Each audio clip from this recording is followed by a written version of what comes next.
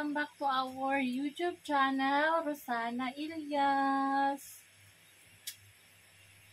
Nasa kusina ako kasi magluluto ako ng, ano to guys, labong mamaya. Pero iba na yan yung ano natin.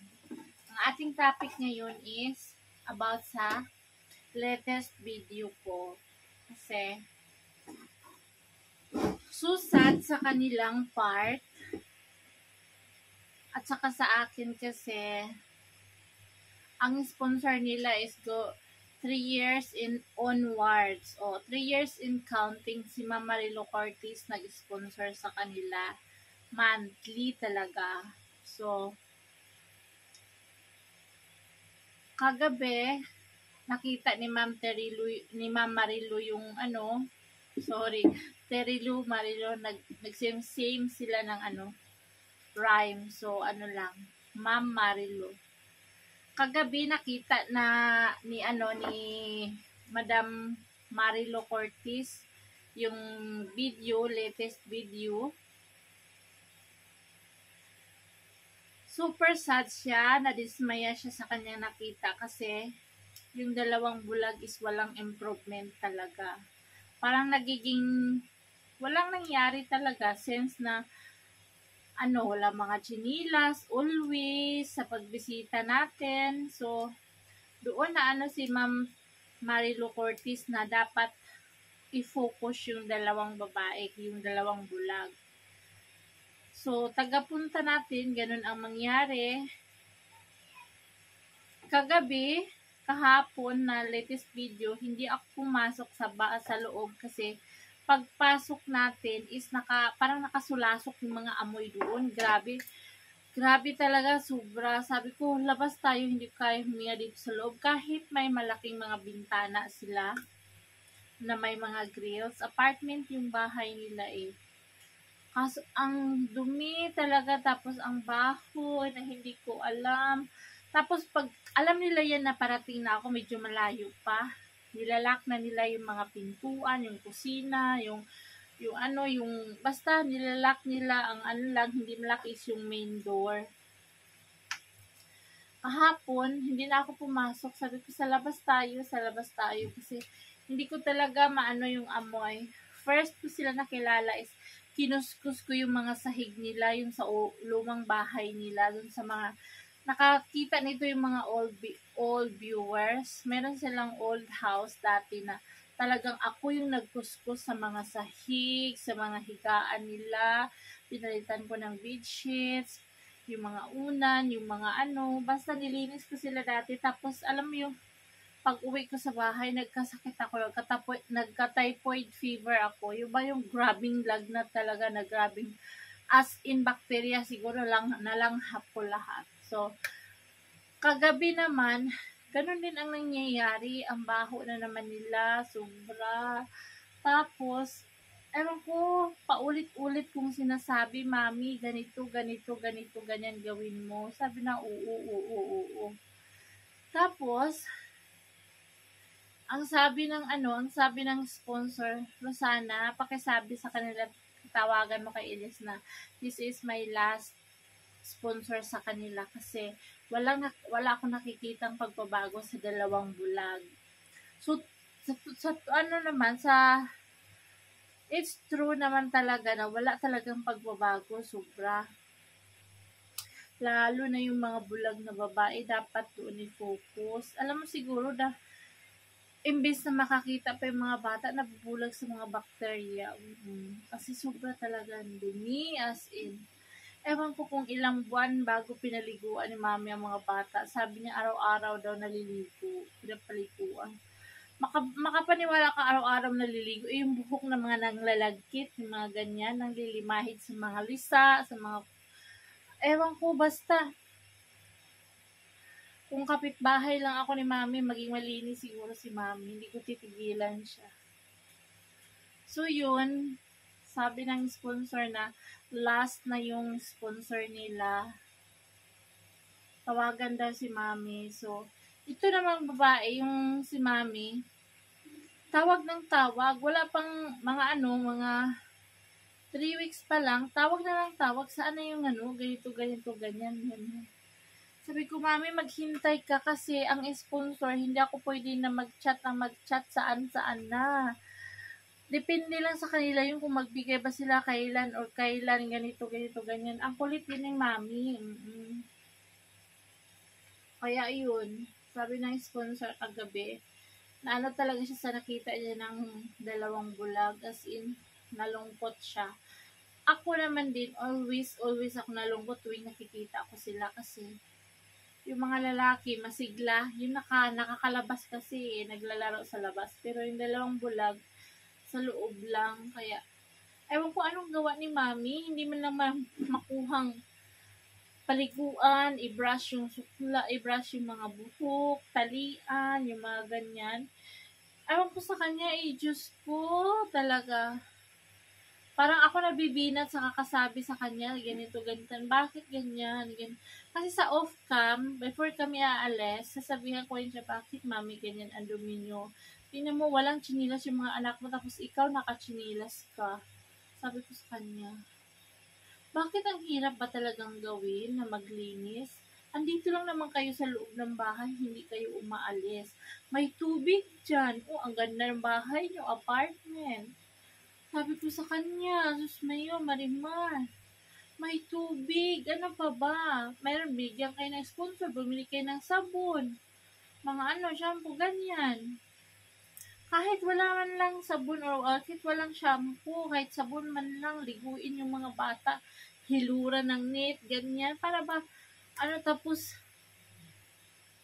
ang nanay kasi talaga, parang makita mong kulang lang din sa ano. Kung ano yung kinalakihan niya, yun talaga siguro siya.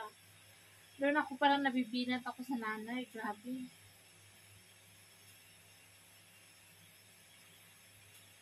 Ewan ko kasi namatay din daw yung nanay na 20 days na. Sa ano talaga, wala talaga silang pagbabago kahit kunti. Nagbago lang, lumipat sila sa apartment.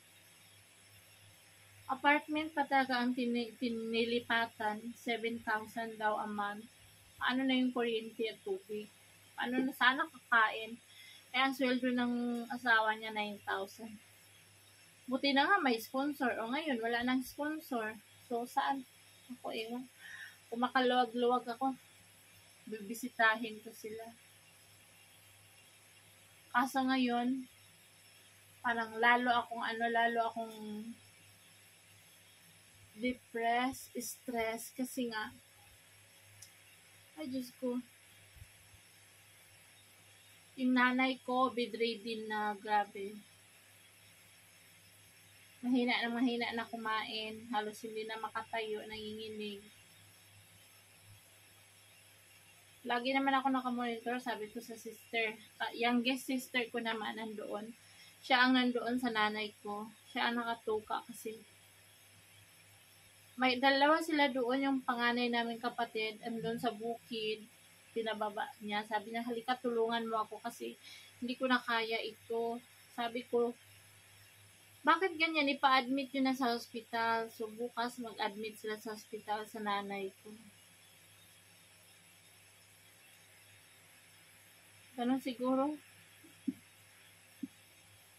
Ang Diyos nagbigay ng buhay. Ang Diyos din ang kumuha ng buhay. Diba? Ang hiniram nating buhay. Sana habaan pa yung buhay ng nanay ko.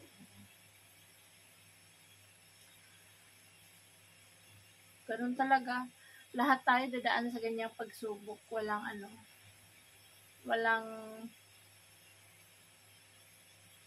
hindi makaranas ng ganyang problema.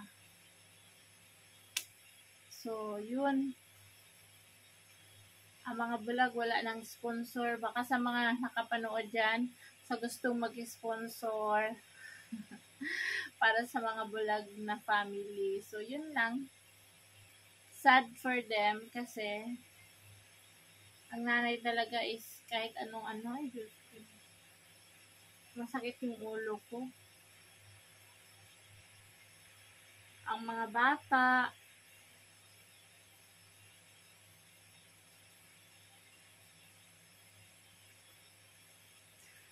Sige na guys, next week, ito lang muna ang ating update ngayon. Balitaan ko kayo bukas, i-update yung aking nanay sa Maramag Provincial Hospital. Sabi ko doon sa malaking hospital sa atin.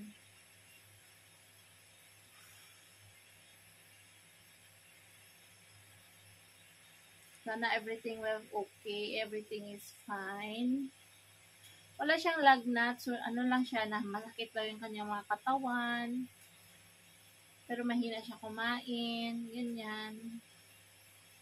Masakit lang daw yung mga katawan niya, yung likod. Kasi nakahiga na siya lagi. Ano na, almost mga 1 month na rin yung iniinda ng nanay ko. So, yun. Sabi ko naman, si Linlen, kumusta naman? Ayun, ayaw magpapigil. Papasok talaga siya ng grade 1 kasi grade 1 na siya. Dati, graduate siya ng kinder. Tapos, special education ata yun, special school. Ngayon, ano siya ng teacher niya, na-improve siya, na-promote siya ng grade 1. Grade 1 na siya. Sabi ko, huwag mo nang papasukin habang hindi pa gumagaling si mama. Kasi kayo dyan magtutulungan. Ayaw ayaw magpapigil. Papasok talaga siya. Umiiyak pag hindi papasukin si Linlin. O di hala, sige papasukin mo na. Ano naman yung kapatid ko nakaservice sa kanya, yung tricycle ko doon. Nakaservice man sa sabi ko, wag mong palakarin ha. Kasi, baka naman maulit yung pinagdaanan dati. Alam mo na ang panahon natin ngayon is sobrang bumabalik na naman sa mga demonyong mga tao ngayon. Ang bilis ng mga sana ibalik ang Duterte administration, no?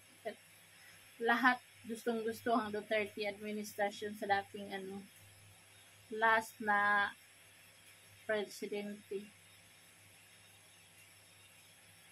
Tapos ngayon, ang pangako ng ating presidente, 20 kilo ang bigas. Anong 20 kilos? Nanggi 60 kilos na naman pataas. Hanggang dito na lang po ang ating live update. Balitaan ko po kayo bukas, sunod araw. So, thank you for watching. Sana hindi mag-skip ng ads for the help of my mother.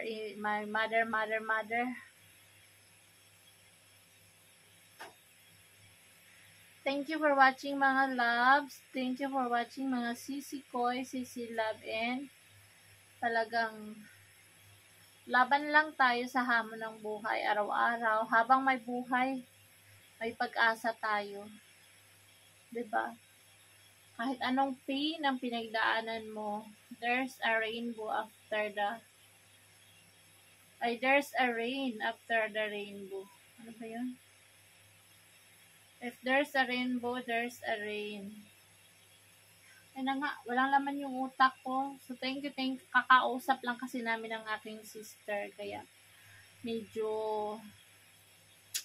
alam mo na, pag mother ang pag-uusapan is talagang,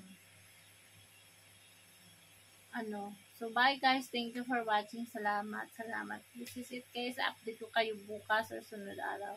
Thank you for watching. Subscribe our YouTube channel, Rosana Ilyas. Salamat sa inyong lahat. Thank you. Salamat.